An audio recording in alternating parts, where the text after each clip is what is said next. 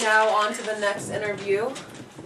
So I interviewed my sister. She's 19 years old, and she's a sophomore in college.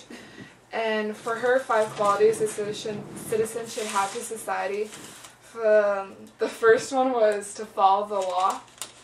And I think it's important to follow the law because if people don't follow the law, then people will obviously be uncivilized. That one we had on ours and Danny's mom too, so I think that's a basic one. We had it kind of broader on ours, like good morals. Cause, like, that's the same thing. No, because ours like ties in with like crime too. I mean, there's that does do follow the laws. Because if you don't like follow laws the law, against but death, if it's like there's not laws about like lying. I don't think good morals includes that. I think good morals is probably a better term. That's more broad. I think good morals is better though, because in good morals you also want to follow the law, because it's obviously not good to break the law. But good morals also goes against lying, since there isn't a law against lying. Yeah, but they're like the same thing, so I think we agree. I think good morals. Oh, I definitely agree, but I think ours is probably a better word choice. So for my sister, for the second one, she said to pay taxes, and I agree. Paying taxes is important because if people didn't pay the taxes, then the government wouldn't have money to supply, like for the military forces, and that's obviously needed because we need to defend our country. I think there's a lot of reasons why we should have that one.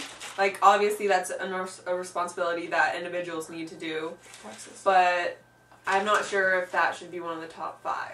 Yeah, because, I don't know, because it depends, like, how would they not pay taxes? Like, it's a law. Yeah. Well, that could go under, follow laws, or, follow the laws. Or good morals. No, not good morals. Yes.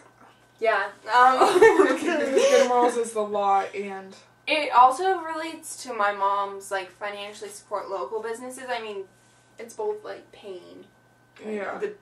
Like they both want the economy to be wealthy, like to supply more for the economy, like to supply more for the society, so the society can give back to the citizens. And if we didn't pay taxes, then that would mean that we would have to pay like the teachers ourselves. Yeah, because the government it'd just be would more. Paying them. It probably might be more of a hassle if we didn't have taxes. Yeah. And then so for the third one, she said work, which she probably means like jobs, like we said in ours. Yeah. Which is important because everyone needs to work. Everyone needs an occupation, like we said. Everyone has their own special talent, not just what's make the society a whole and makes different jobs that need to be done. Yeah, I agree with that because more things will get done. Like I said earlier, specialized skills. Everyone will be contributing, and it'll just like overall be working well. Yeah. And then for the fourth one, she said self-sacrificing. I think that means like to give don't think about yourself and like think of others and be more as a whole and work with everyone. That was also one of our ideas in like the very beginning of our brainstorming. And that could go with, because like, ours was not, it was self-discipline, kind of like self-sacrificing, but just like putting others first. Before yourself. Yeah. I don't know, would that go with like optimistic, because like optimistic you're looking for the better things, and if you are trying to do that in order to self-sacrifice. Well, you're looking for the better things of a situation, not really the better of people. Yeah. Because you're optimistic is like more of like personal, and self-sacrificing is when you're thinking of others. Yeah. Oh yeah. And then for the fifth one, she said to vote, which I think is really important for everyone to vote, at least like when they're able to, at least 18, at least in the United States. I think that one, like once we collaborate all these ideas together and create a new 5, I think that one should be on our top for sure. Because everyone should have a voice in who's gonna rule our country and who's gonna like be in the power of us and make the decision for us throughout the world. But I think that one could also go into like a broader topic. No. How can you put voting into something different? Like, do you understand what I mean? Yeah. Like, I just don't know what it would be. I don't know what it'd go with. Because voting is like strictly. But like maybe. Like an individual's voice. Yeah, like. Something like getting that, your voice heard. Yeah. A lot of people who don't vote end up complaining about the selection anyways, so. I think if you like maybe if you could make it a law to vote, like you have to vote. Well, but it's then also a choice too. Yeah. Because that would be like going against our freedom thing. Yeah. But then again, you could say the laws are against freedom. Well, if you had entire freedom, then it would just go crazy and chaotic. You need laws to have an efficient society. Yeah. And we're looking towards a healthy society, so Yeah. I think it all has to be good balanced. So voting should. But then again, freedom is just like freedom of speech, like what we have now. I think like the amendments and stuff. Yeah, that's kind of what we meant by freedom. And then for her 5 qualities for a society to an individual, the first one is freedom of choice. And I think that means like she's saying that the society should allow the citizens to choose what they want to do. I think that could be broader. Yeah. Yeah, because it's like pretty strict. Cause Like, I don't know. I don't know if that should be first. Yeah, that shouldn't be first, not at all, but that could go under freedom. But it's also good because like the society is thinking about the individuals if they're letting them choose.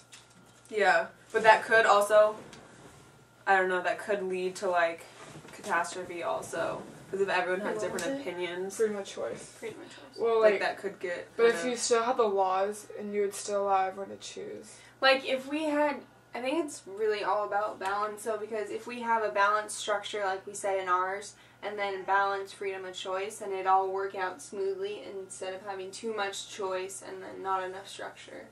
Like just like equal it out. Yeah. Just like really good balance. And then for the second one, she said the freedom to vote. And I think that's all under freedom. It all ties together. I think we could combine both those to freedom of... Well, freedom to vote it could also go under freedom of choice. I think if we continue this assignment to actually make like laws for a place for society, then we could get more specific. But like for just the top 5, I think we have to be if it was like top 25, then we could get more specific.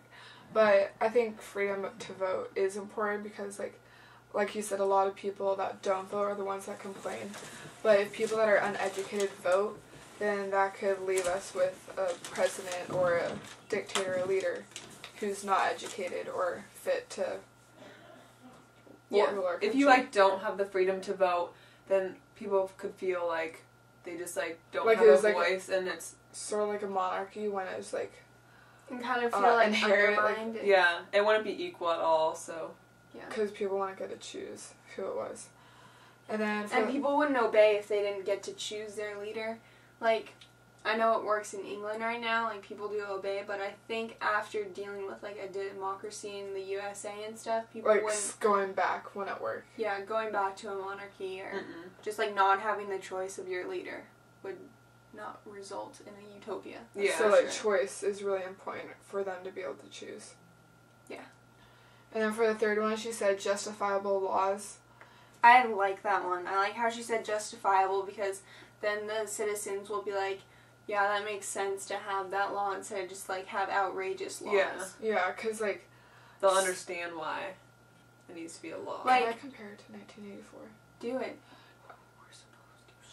Because in 1984, they had a really perfect society where everyone had to do, like, certain laws and everything, and then... Because Winston,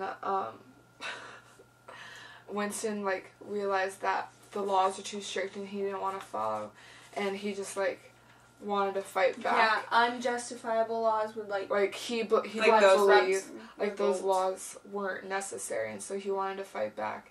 But then the society just took over. So I think if the society had, like, more justifiable laws, like, there would be less people that would want to revolt. More people that would agree with their leaders and would agree with them and like them. And so, like, the laws need to have reasoning behind them. Like, it can't just be, like you said, an outrageous law. It has to, like, show that it'll work properly and, like, obviously benefit the society. Like, and you'll always have those people that disagree with the laws, like the new cell phone law. Yeah. Driving a car, like, 50% of the people think it's outrageous and the other they just do like, it. They go against the law. So...